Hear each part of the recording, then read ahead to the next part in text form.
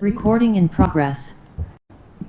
Good evening and welcome to the Committee on Teaching, Learning, and Student Success. Today is October 16, 2025. My name is Alex Guardiola and I chair this committee. I am joined by my colleagues to my right, Vice Chairwoman Alvarez, Member Susan Mailman, and Member Maureen Benenda. We're also joined by the Worcester Public School Administration, who I will have introduce themselves in just a moment. But first, please let's do a roll call. Madam Clerk. Vice Chair Alvarez. Present. Member Benenda. Present. Member Mailman. Here. Chairperson Guardiola. Here. We do have one item on tonight's agenda, so we'll get right into it. But before we go, let's start here. Before we start, Madam Clerk, is there anybody here from public comment, online or in person that wants to speak? And online there is someone watching, but no hands raised. Thank you very much. All right. So we do our item is GB 5-70.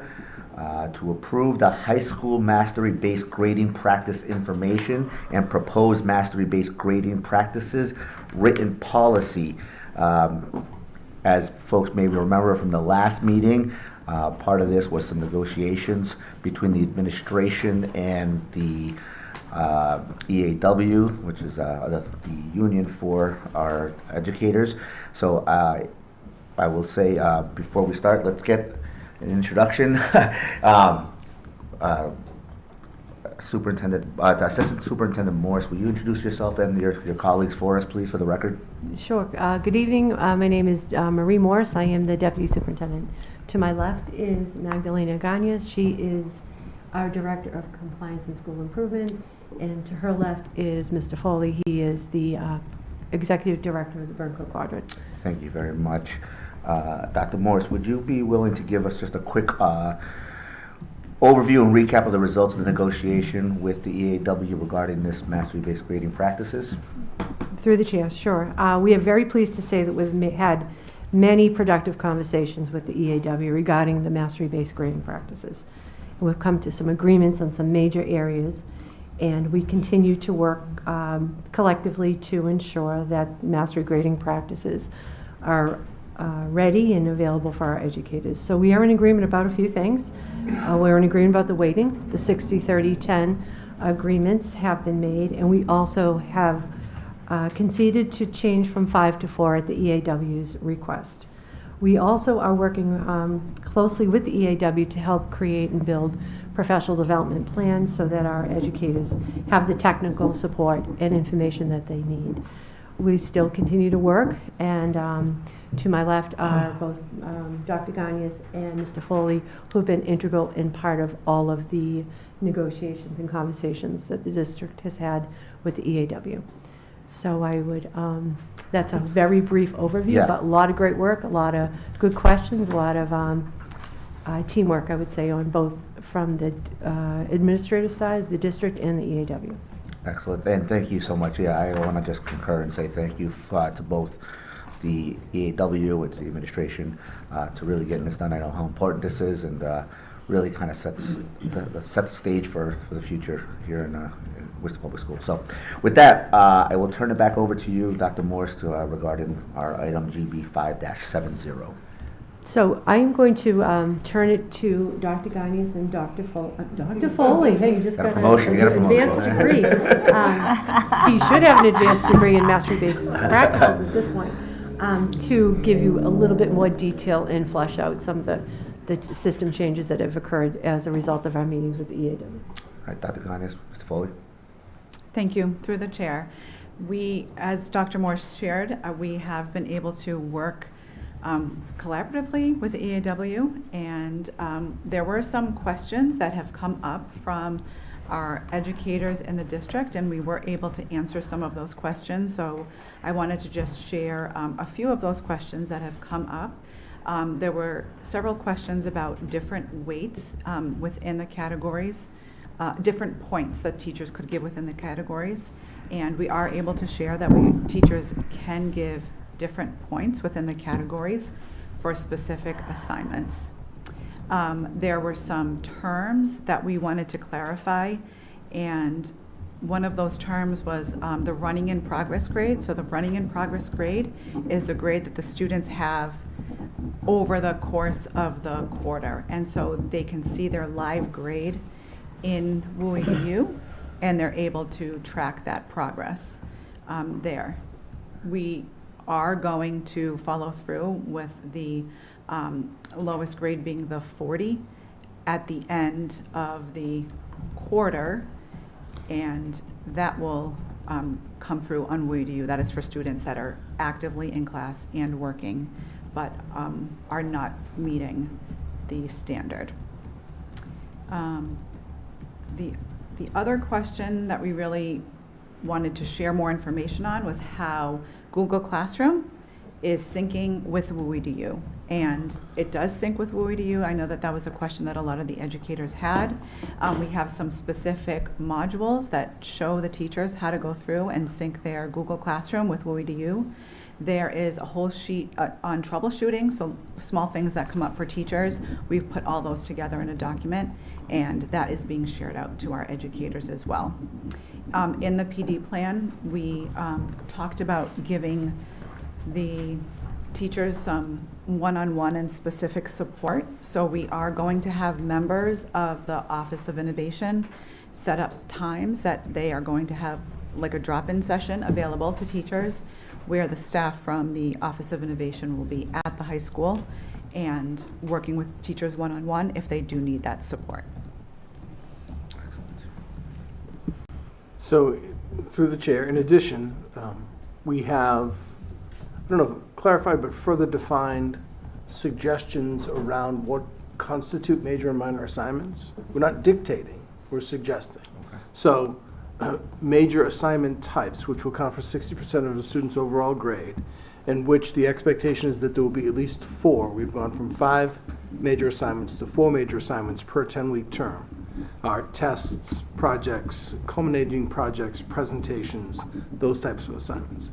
Minor assignments, which are, we define as opportunities to reinforce learning in low-pressure environment and enriched tasks for students to demonstrate mastery of a standard or standards.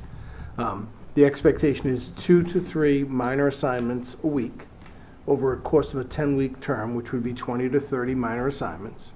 Those types of assignments could include classwork, a daily warm-up, a skill-building worksheet, graphic organizers, charts, exit tickets, reading comprehensions or analysis tasks, homework assignments. There's a variety of different types of homework assignments, or quizzes, quick checks, vocabulary, terminology quizzes, grammar or skills drills, that type of thing could be considered as a part of the minor assignment category. Again, teacher discretion. And then the final 10% of the grade, which we are referring to as practice or engagement, are opportunities for students to show progress towards demonstrating mastery of a standard or of standards, with example types of participation and preparation, collaborative work, contributing to class discussions, engaging actively in group work in the classroom, and sharing and presenting during class.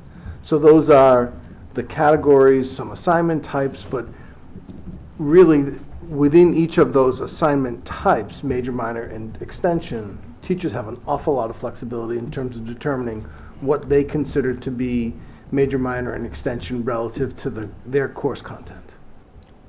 Excellent. Well, great. Well, thank you so much. I will begin with Vice Chairwoman Alvarez. Do you have any comments or questions for the administration? Not this very second, but if I do, can I ask after? Sure. We will move on to it. Member Mailman, would you have any questions or comments for the administration? Just a few, I think.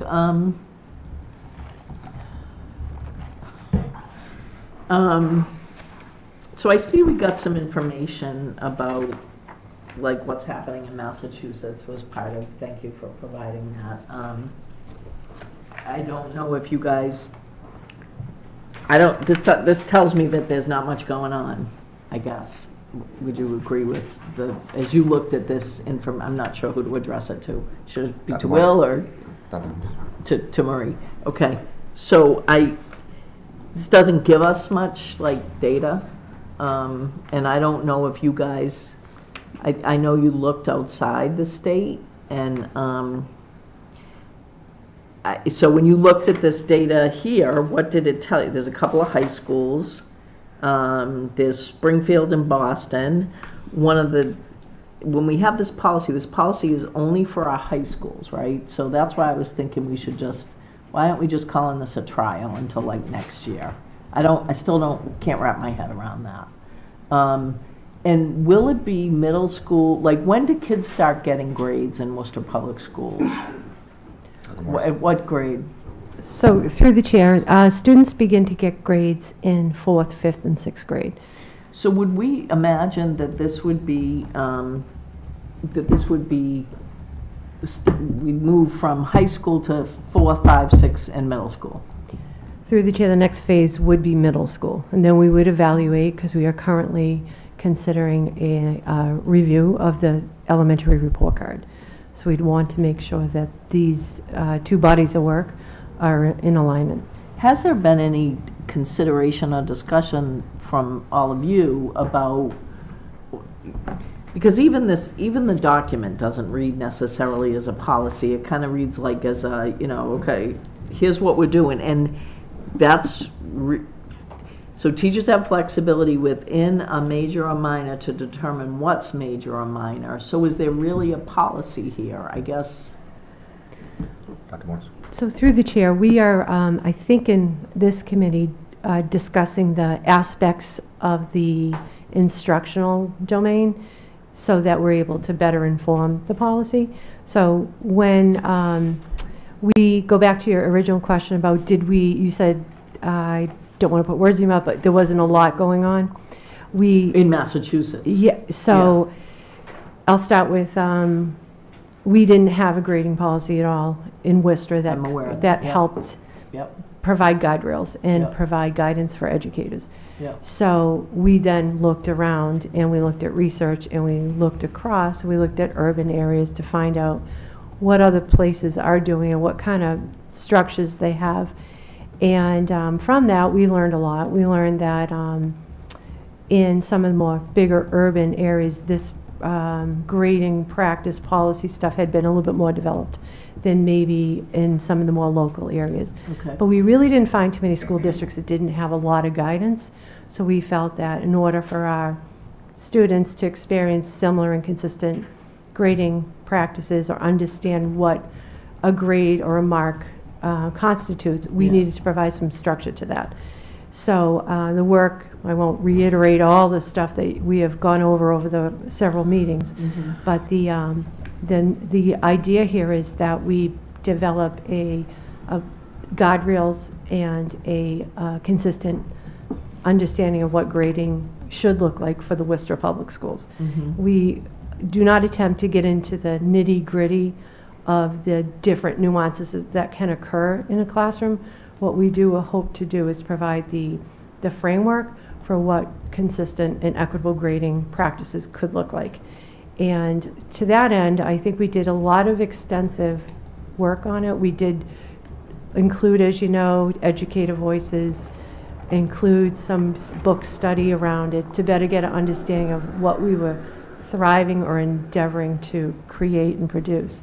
So what we have today is what we believe is, and you all can jump in when you see fit, but what we have today we think is a good collection of research, educative practice, and understanding of like what are necessary guide rails. So we think we're heading closer to what a policy would look like. So I believe the policy language, I'm not sure, I mean, that would be up to all of you, is the next iteration of all of this. Once the different aspects of the grading policy are discussed with all of you, we bring that to the next set of discussions around policy to So we FOG. wouldn't really, we're not really voting this till we see that. Is that correct? Through the chair, I don't believe so. I think you all are looking at the different conditions we have in place, Oh, I see. Okay, I think I get it. Yeah, so I believe you all are saying, do we have what we need here to create a policy? Okay, that's Yeah. helpful. Can you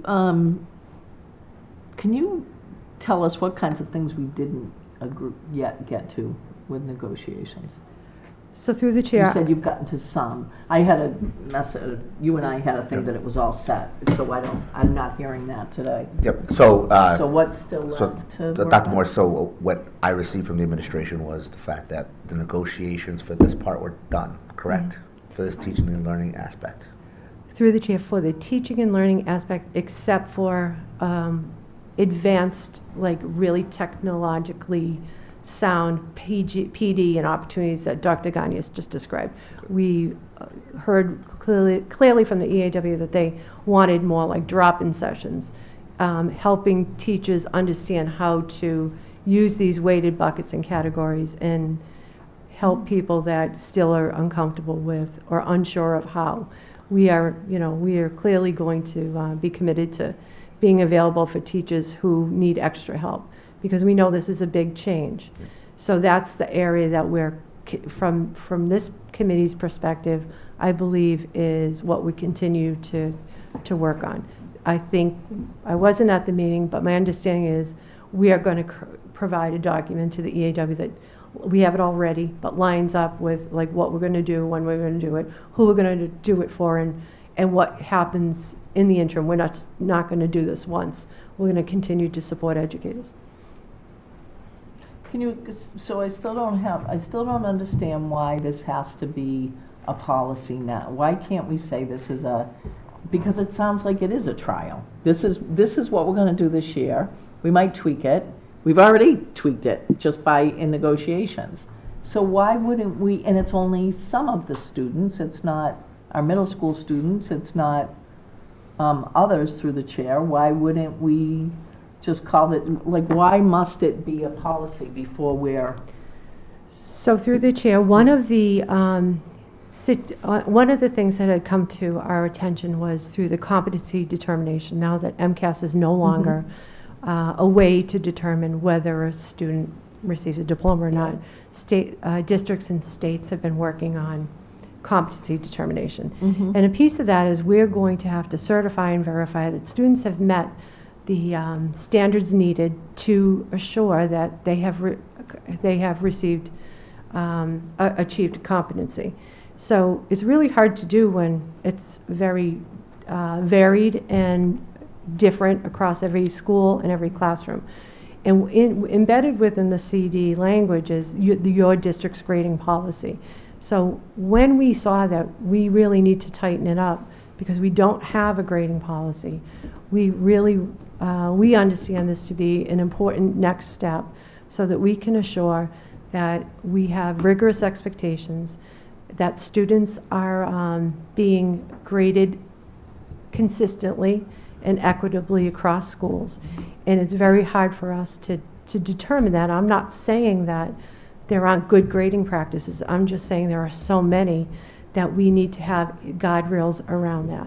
So the longer we go without structure around grading, the longer this uncertainty exists within our district. And in a time where we're certifying competency without MCAS, we need to be sure that we're providing guardrails around grading. So do we have to have that grading policy for December 31st?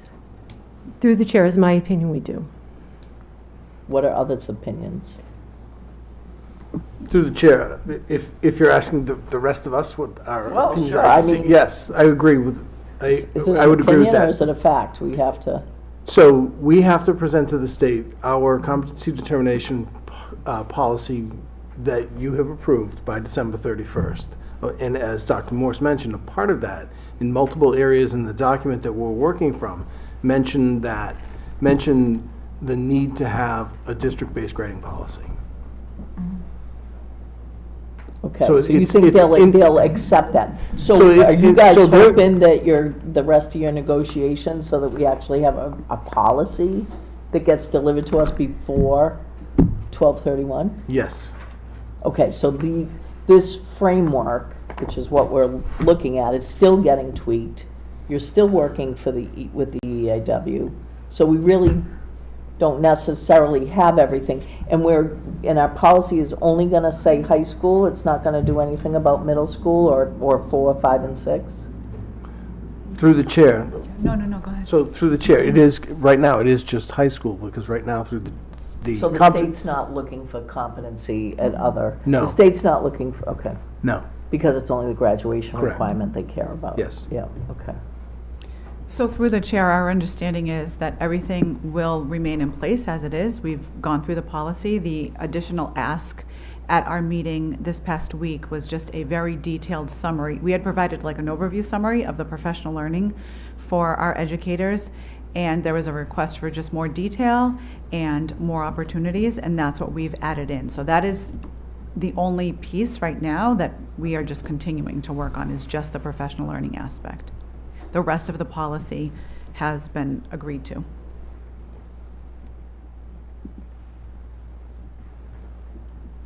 I think I'd like to hold. Do you have I'll talk after you. through the, okay, I'd like to hold for the minute, Chair? Okay. Member Benenda? So in thinking about this, with the competency determination, for example, this year they had to prove that they passed English, math, and science for 1 year, of 2 years for the 2 years of the high school, only in grades 9 and 10. So now it's extended, right, up to grade 12. The way I look at it is, so maybe in one school, they only had one test in that English class, and we're saying that proves that they deserve to pass that class. And it really shouldn't prove, right, that they deserve to pass. One test is not a good way of doing it. So this way, everybody has to have expectations of more than one measurement in order to say, hey, this is proof you passed this class. So that's why it's important for the competency determination, because even within the same school, they grade differently. The same class, and they grade differently. And they still could grade different papers differently. It would just be that their assignments might not be the same assignment, but they would still be required to do, or suggested that they do, the same amount of assignments. So it's much more fairer to students that they are graded on several assignments than on one. So this just ups the expectation, but for the state, it says that we have high standards here in Worcester, and that we're requiring proof of the standards in many different ways for kids consistently across the district. And I think that's the message, right, to answer your question, so that we want to give regarding that. So I understand that. I think that's a good idea. I think there'll be staff that will need professional development, definitely on doing that.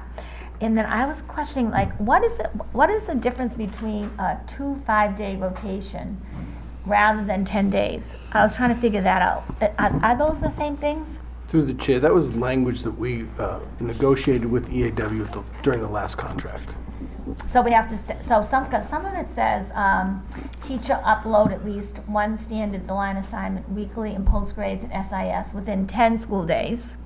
And then above, minor assignments into WEA-TV within 2 5-day rotations. But are those, I know that's the language, but are those actually the same? Is it 10 days to enter minor assignments, and is it 10 days to enter major assignments? Through the chair, that language should be the same.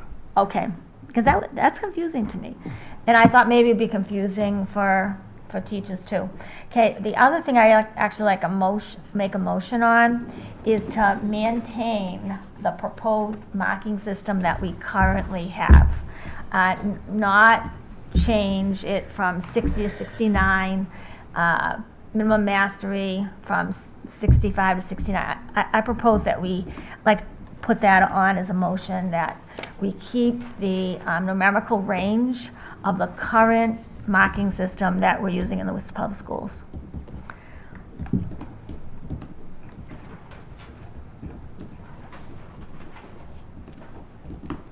That's basically Okay. for me. So, thank you. Yep, Alvarez. I thank you for the presentation. One of my thoughts are, what I hear is that our educators are gonna there's going to be a PD plan, right? And I want to learn more about how teachers are going to get that one-on-one support from the Office of Innovation, because I guess my question and my concern mostly is how can we assure that our educators are going to lead with equity? Like, how can we, I just want to know a little bit more about that process, because that's my major concern. Like, I think it's a really, in order to get our students to succeed in the real world, I think it is necessary to keep what we got going on, because it preps them up for that real world. But on the other hand, it also makes me feel a little concerned, because I know every teacher can personalize their teaching with that student based on how they know how their students are learning. So how can we assure that equity piece? Dr. Morse? So through the No, chair, thanks. we are making sure through our professional learning plan that everyone that's included in the process is getting some support and information. So we've worked with our principals, the EDs have worked with the principals directly. Our team has worked with the principals directly so that they understand the rollout and can share that out.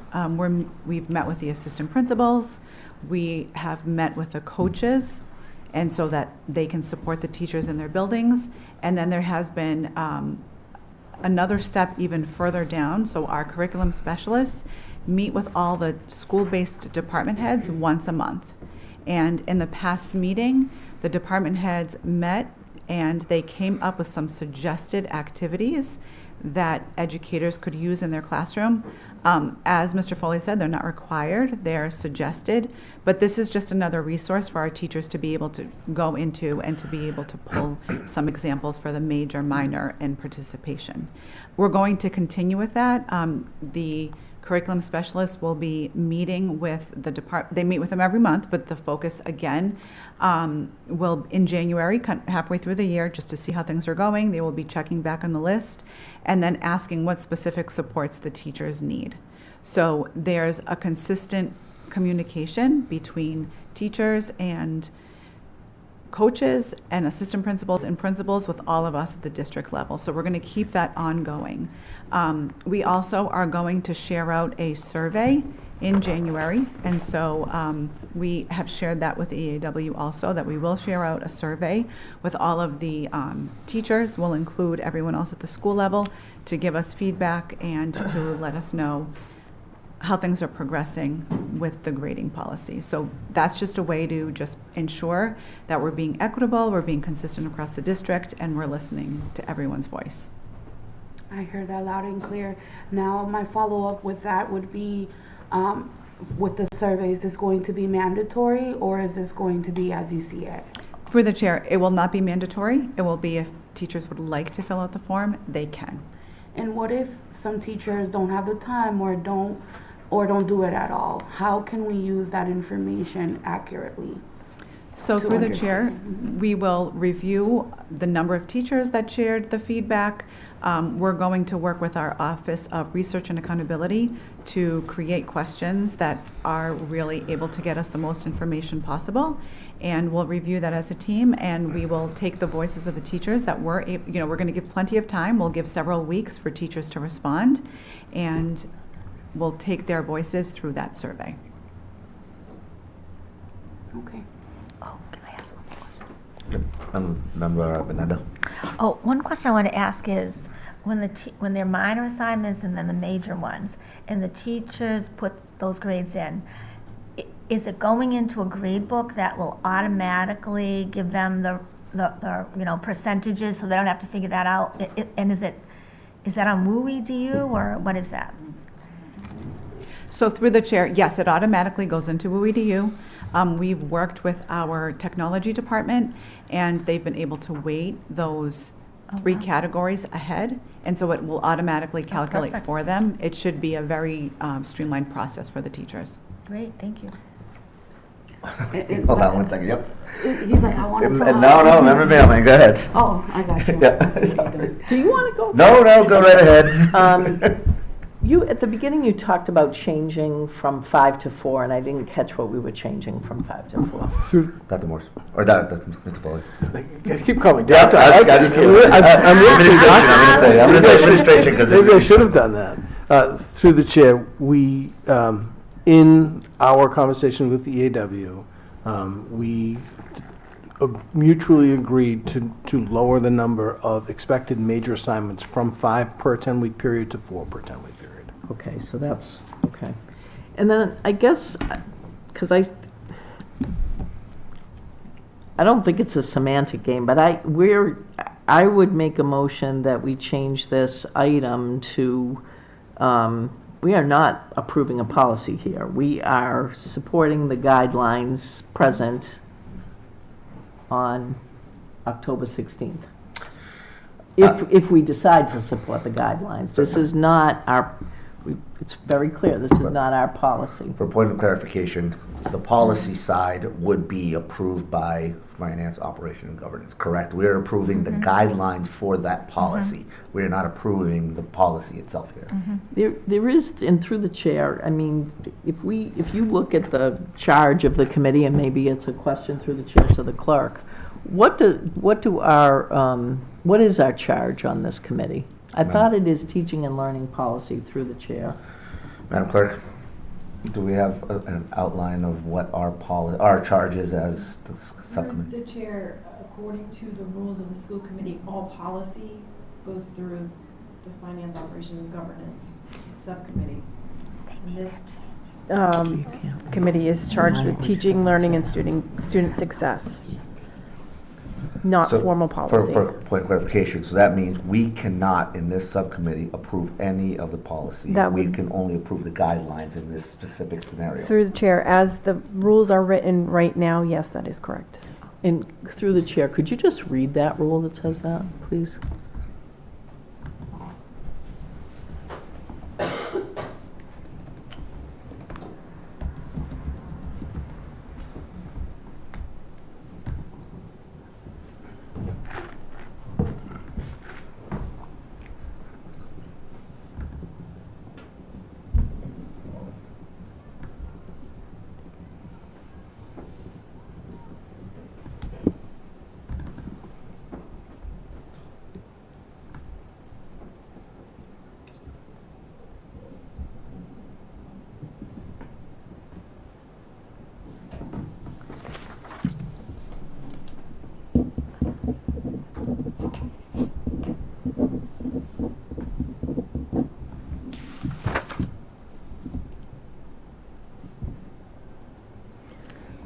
So there's a paragraph, and this is Finance, Operations, and Governance, and there's a description of the committee.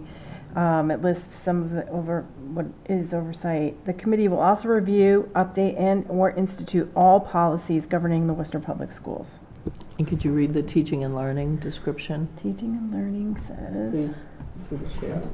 and it is Rule 40, if you want to reference that. The Standing Committee on Teaching, Learning, and Student Success addresses topics, policies, and practices related to curriculum, instruction, assessment, district and school level performance and improvement, research and program evaluation, accountability planning, professional development, instructional materials, and student support services. Didn't it say curriculum policy?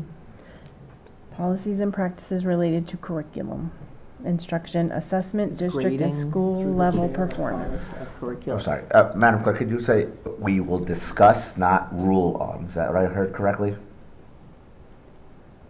That you will address topics, policies, and practices related, address. Yeah, we will Is not the vote, key we will word. not make a policy. We will not vote on a policy. That's what the clarification that I had. Again, that's just from my understanding. Because the rule for finance, operation, and governance say they will rule on all policies. Is that correct? The FOG says committee will also review, update, and institute all policies governing the Worcester Public Schools. So through the chair, I would think that curriculum policy, I would think grading is a curriculum policy through the chair. Is that correct? Madam Clerk. In my opinion, it would be.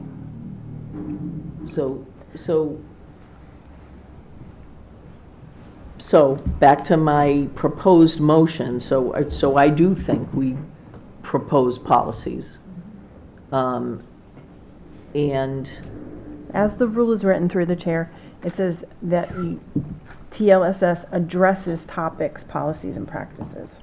addresses policies, yeah. Mhm. Okay.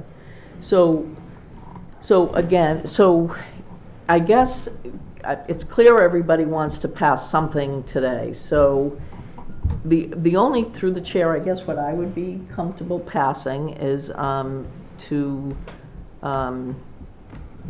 but I don't know why we're passing it if we're not complete with it, because it still doesn't feel like it's really complete. So why wouldn't we just say, as it stands October 16th through current negotiations and information provided, we approve the guidelines at this time?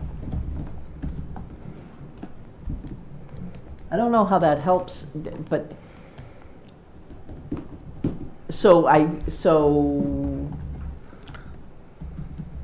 because I still feel like we're missing something. I still feel like we're missing something in terms of what a policy is. So to me, this doesn't seem policy, so I'll be quiet. Thank you. Madam Bernardo. So I actually had this conversation with Superintendent Allen. The governance used to have its own committee, and it got combined. And, Yep. you know, I would really like to see governance taken away from finance in an organization as it always was. And the reason I'm saying that is because of the situation we're in right now, right? I mean, there needs to be a committee. It always was, that did governance. And then it got combined, and this is what happens when that happens. And he agreed, and he was for us, you know, going for a governance committee. We would have to meet another time, like, you know, there'll have to be another meeting for these poor people here, but it makes sense simply because of what you were saying, and because, you know, there has to, policy, it doesn't always have to be connected to operation and finance, right? It's a separate issue. So I don't know how we move on to that, but I think that's something we'd have to propose, I think, at another time in looking for adding a committee. Perhaps the mayor has to make that suggestion. But as far as this goes, I think they're just looking for practices, to get that practices part just to get approved. And we can certainly hold on the PD because they're very clear by that definition that professional development also comes to this committee. So we could approve at least those practices of the, you know, the two types of assessments. One is more formative, right, and the other is more summative, right, going forward, so that that committee can at least start to look at, because they right now have the right to write the policy. So at least we could give them that information, the grading scale, and the part about how many assignments and the deadline when they have to be in for teachers, because I think we just finished the 7th week of school. So if we want to move forward with the PD or whatever for the, you know, by the end of the year, I think that we have to give them something to move forward on. That would just be my recommendation. Thank you. Okay. Well, just a couple things. I have to go back for a little bit, but I just want to thank you. Obviously, I think that the recommendations regarding the major assignments and minor assignments was great. I do appreciate the fact that you give a lot of leeway and discretion to teachers. I think that's important because teachers have taught with different methods and different ideas throughout time. I think, you know, as a old man now, but once a student, I do, you know, recall having one teacher who taught a similar subject in a different class in different methods, but still with the same outcome. And I think that gives creativity and gives a little bit of, you know, leeway to really kind of hone in on their own way of teaching. So I do appreciate that. Again, and then, you know, obviously the recommendations I think are great. Obviously with the the tests versus the quizzes and the homework, and the class discussion and group work for the 10% of practice and engagement. I think that's important because there are students that learn in different ways. They actually excel in different aspects of learning, so I think that's important. To me, this seems that it's a grading policy that codifies and makes a uniform guideline structure for all our high schools across the board. So students know what is going to occur and what is expected of them. And then, of course, allowing teachers to have their own discretion within their classrooms. But at least there are some formal guidelines around this. Now, just want to make a point of clarity here. The last part of this negotiation, which we're talking about now, is just the details of professional development. They have agreed to professional development. So that's what we're going to hold on tonight. This is what the motion is to hold on. So there's two motions on the floor. So the first motion is to approve the guidelines that have been negotiated and approved by both the EAW and the administration at this time up to today, with a report back regarding the professional development details. Is that correct? Yes. Okay, and we don't have the word policy in there. We do not have the word policy. Yeah. So what it is we're going to approve the guidelines that they have proposed today and have been accepted by the EAW and the administration today. The professional development details are what we are going to hold and look for a report back after the negotiations are complete. Okay, I'm good with that one. Okay. The second motion is to maintain the current grading marking system to be 65 or a passing grade. I feel that unfortunately that is something that goes to FOG as a grading policy. I think we can vote to make it a recommendation from this committee to that committee, that we feel at TLSS that 65 should be the passing mark versus the proposed 60. I think that is, in my opinion, a policy change on grading. Madam Clerk, could you please clarify whether you think that's correct, or am I? Okay. What I have is, through the chair, a motion was made to approve the guidelines that have been agreed upon by both WPS and the EAW to date. Second, part of that same motion is to hold on the professional development details still to be worked out. Yes. Then a second motion to recommend to Finance, Operations, and Governance that 65 should remain the passing grade rather than the proposed grade of 60. Yes. That. To keep the same policy. Yeah. Member Mailman? So I'm happy to vote that last one, but I don't know why we're sending that to FOG. Why isn't that part of the guidelines? Again, I grades. believe, and Madam Clerk, please, if you could chime in on this, I believe voting on the grading change is a policy aspect. I don't think we have oversight over that. I think we can vote to make a recommendation to Finance, Operation, and Governance, because that's going to change the grading policy. There's no policy.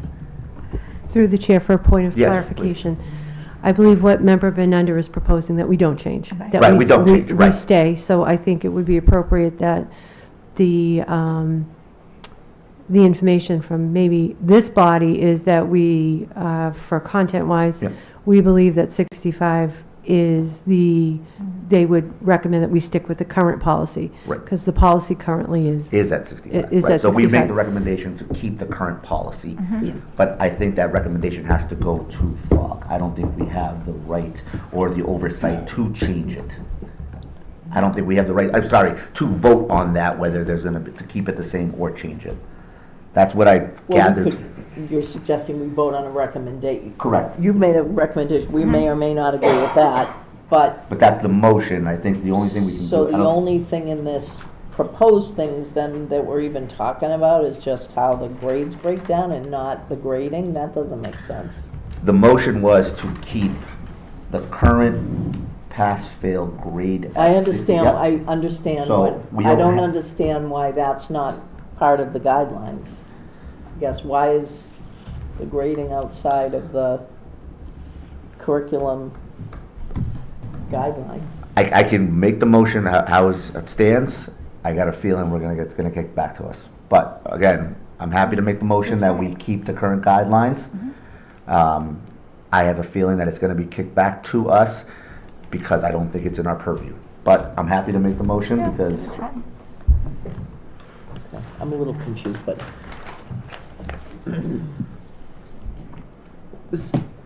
And which motion would go first? So we're gonna make the motion, the first motion. Madam Clerk, can you read the first motion, The first please? motion I have, motion to approve the guidelines that have been agreed upon by both WPS and EAW to date and hold on the professional development details still to be worked out.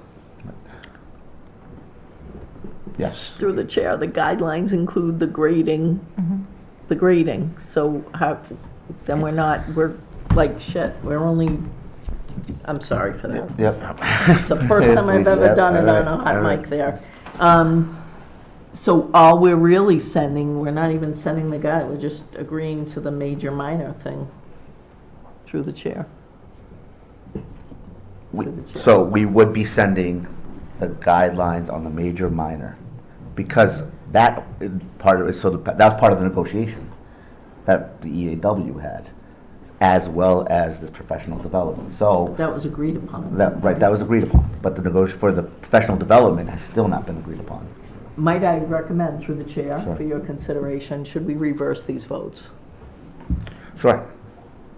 We can take the second motion first. Can you read the second motion, Madam Clerk, please? Motion to recommend motion to recommend to FOG that 65 should remain the passing grade rather than the suggested grade of 60 in keeping with the current policy. That's good. That makes sense. So we're Okay. voting that? Yeah, so please, roll call for that motion first, please. Vice Chair Alvarez. So this is to keep the same grading guidelines with a PD plan. No, there's Nope. two separate motions. Okay. To keep the current guidelines at 65 passing. That's one motion. And then my side thought is with the plan that we're gonna enhance our PD. And that will be the second motion. The second motion will have the PD based on the negotiations from the EAW. Oh, got it. I'm gonna trust it. I'm gonna say, okay, yes. Member Benenda? Yes. Member Mailman? No. Chairperson Guardiola? Yes. Now, the second motion is, Madam Clerk? Motion to approve the guidelines that have been agreed upon by both WPS and the EAW to date and to hold on the professional development details still to be worked out. Roll call. Vice Chair Alvarez? Yes. Member Benenda? Yes. Member Mailman? Yes. Chairperson Guardiola? Yes. Thank you. I know there was a lot there. I appreciate everybody's input and work on this. Motion to adjourn. Thank you.